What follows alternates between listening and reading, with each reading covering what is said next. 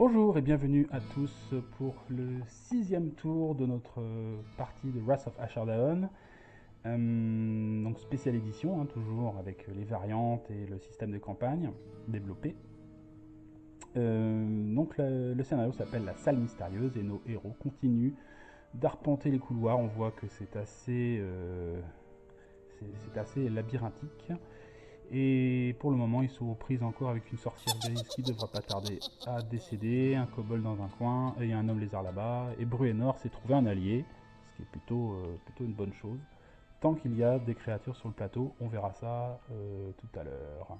Voilà, donc on commence avec le tour de Kat, évidemment. Kat qui a encore pas mal de pouvoir et qui va essayer de nous trouver... ah oui, tiens, j'avais oublié de déplacer...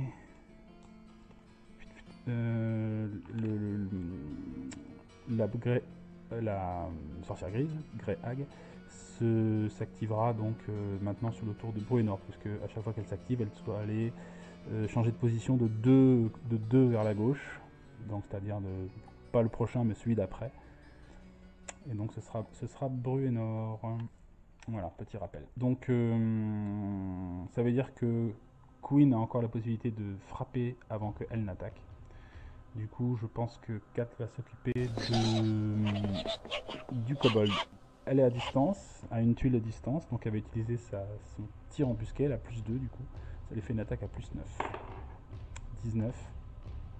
C'est un crit. Non, c'est pas un critique parce qu'elle est que niveau 2. Mais bon, c'est largement suffisant de toute façon pour tuer le kobold. Le kobold passe dans cette pile d'expérience. Une petite carte bonus pour le coup. C'est un sac de pièces. Elle récupère 200 or. 1, 2. Et une petite carte trésor aussi. Tant qu'on y est.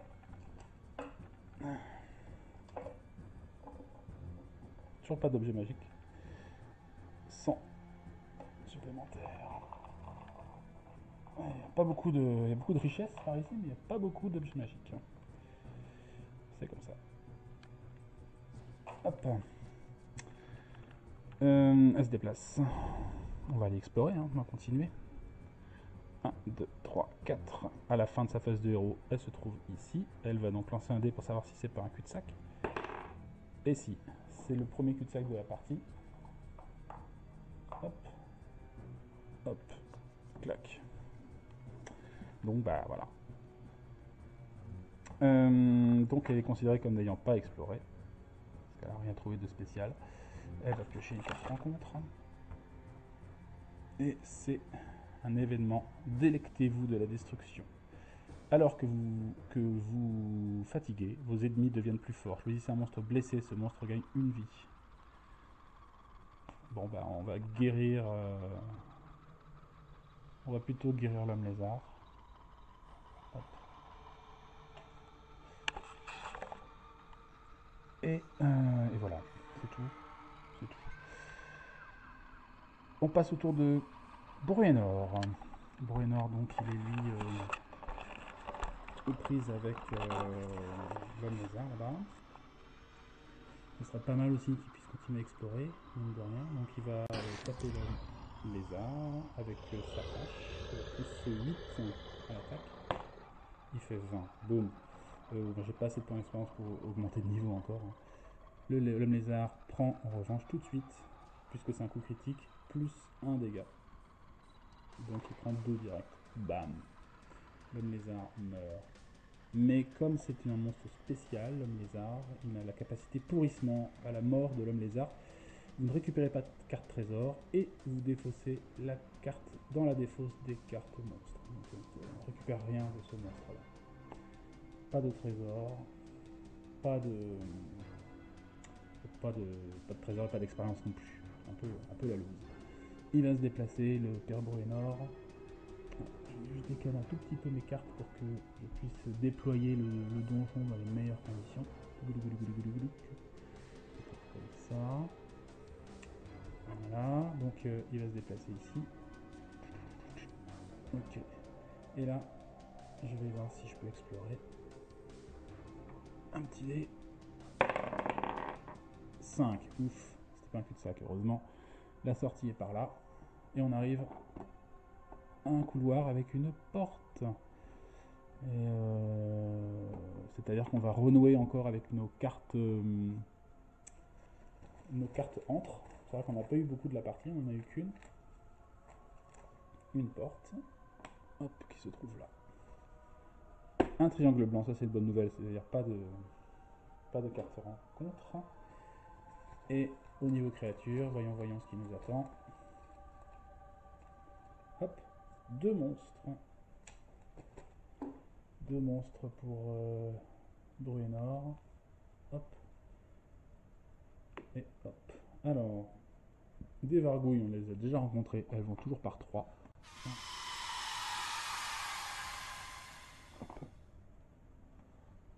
Des vargouilles et un cultiste, tiens donc. C'est de la bonne. Il y a aussi des cultistes qui traînent par ici. Un cultiste humain. On va le mettre par là. On doit s'approcher. Si les cultistes sont là, c'est qu'on ne doit pas être très loin du complexe du portail des aberrations. On va se dire ça.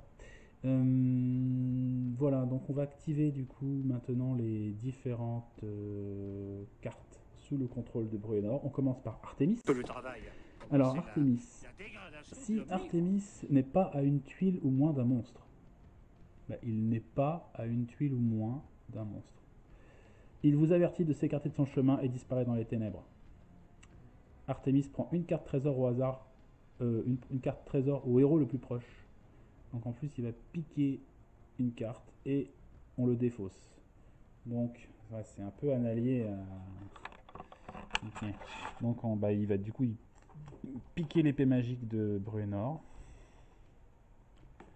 et il disparaît. Ah bah des alliés comme ça, merci. Il est pas mal quand il y a pas mal de monstres, mais dès qu'il n'y en a plus, c'est un peu la galère. Merci. Seul traître, comme d'habitude. Et Artemis s'en va, laissant Bruenor face à des ennemis sans sa fidèle épée magique. Mais bon, on enlève l'autre. On va activer donc pour commencer la sorcière grise. D'ailleurs, qui se trouve ici, la sorcière grise.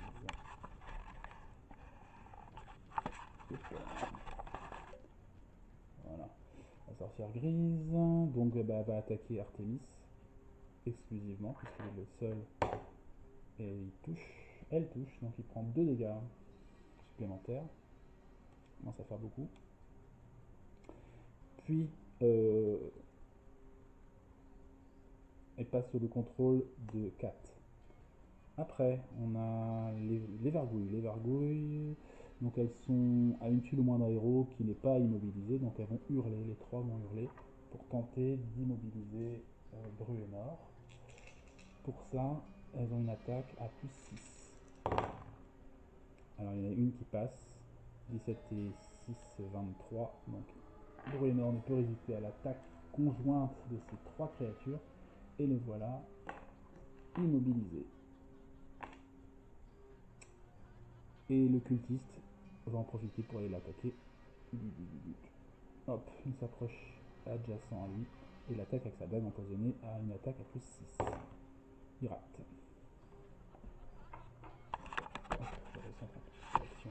Par ici. Voilà, on voit que le cultiste s'est rapproché et donc a attaqué Bruenor, mais sans succès.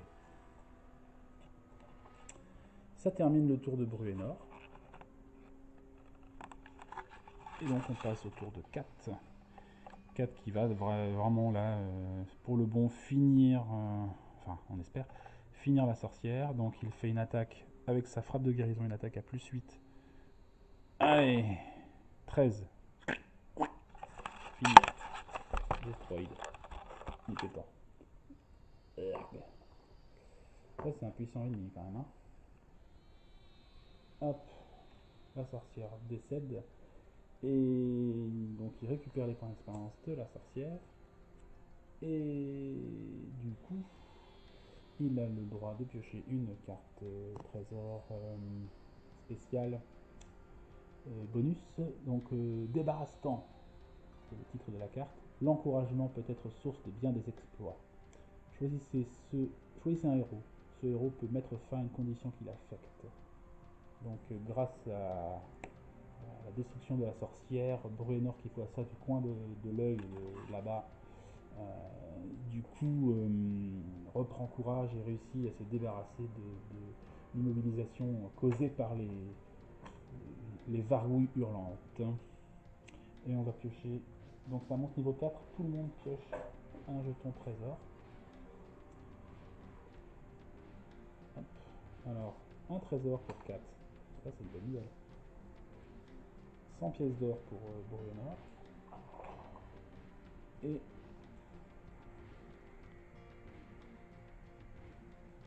Et 100 pièces d'or pour Queen. Et je vais piocher la carte trésor pour 4. Alors, ça va aller là. Hop. Le monstre étant de niveau 4, il peut piocher des cartes puissantes. Et donc il a une baguette, il a trouvé une baguette de métamorphose qui permet donc de transformer un monstre. Voilà, si vraiment on a un gros monstre qui nous plaît pas, on est trop, bah, soit il est trop faible et on veut beaucoup de points d'expérience et on est prêt à essayer de le faire en plus gros, soit le monstre ne nous convient pas du tout, on peut en tout cas tenter de le transformer avec ça. Donc l'objet passe sous le contrôle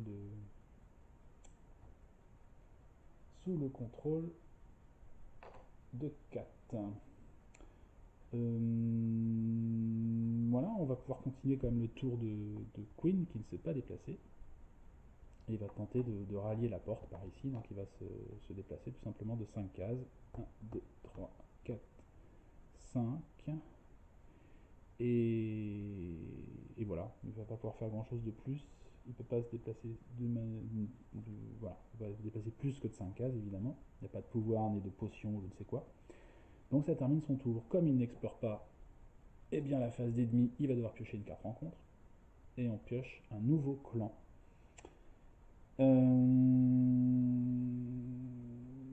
Alors je ne sais plus si cette carte est active ou pas parce que je ne me rappelle pas.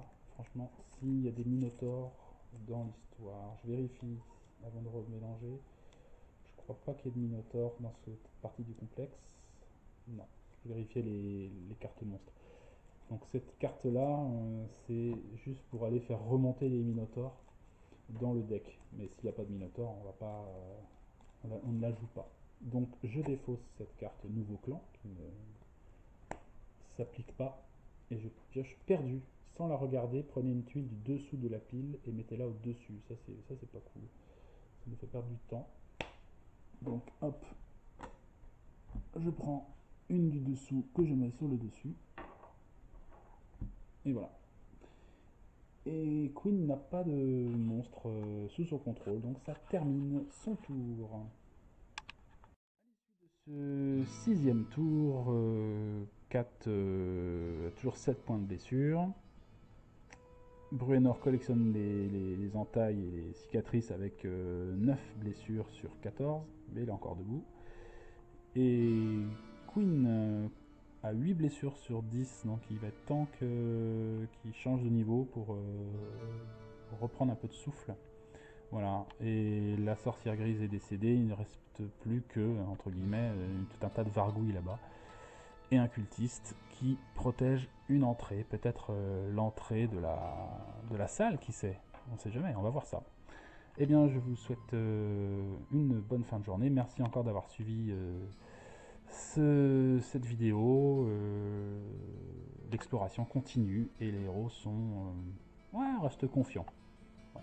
Je vous rappelle qu'on a encore 2 pions marqueurs héroïques, là, ressources héroïques. Donc on est à l'aise encore. Voilà. On peut faire tomber 2 héros sur le sol avant d'avoir perdu la partie. Voilà, et ben je vous dis à bientôt. Salut!